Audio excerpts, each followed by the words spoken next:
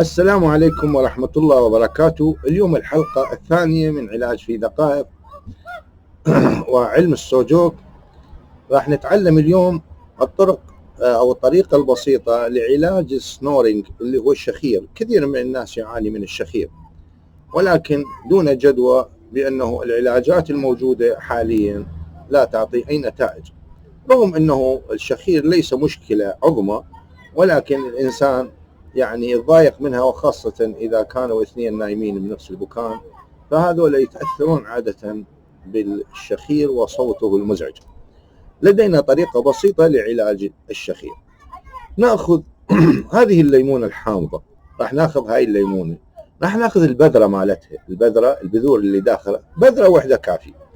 ناخذ هذه البذرة، لا يجب أن نضعها مباشرة على الإصبع، ولكن علينا أن نغسلها أولا، نغسلها بشكل جيد، ثم بعدين نشفها تنشيف جيد، ثم نضعها بالشمس لمدة ساعة، وبعد ذلك نضعها على الإصبع. أين راح نضعها على الإصبع؟ راح نضعها على هذا المكان اللي هي هاي البروز اللي طالع هنا، يعني مشكلة الأنف. شوفوا المشكلة بالأنف هنا.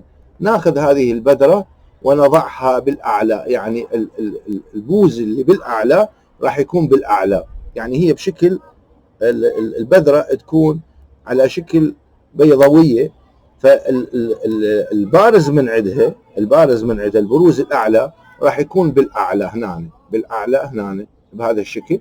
ونضع بلاستر حول هذا المكان عليها، وننام عليها من الليل للصبح. راح نشوف لمدة شهر حتى عقلنا يتبرمج على هذه الوضعية الموجودة، راح نشوف حالتنا تكون أفضل، والشخير إن شاء الله ينتهي. والسلام عليكم ورحمة الله وبركاته. لا تنسون الاشتراك بالقناة وتفعيل زر الجرس حتى يصلكم كل جديد من عندنا يوميا إن شاء الله. مع السلامة.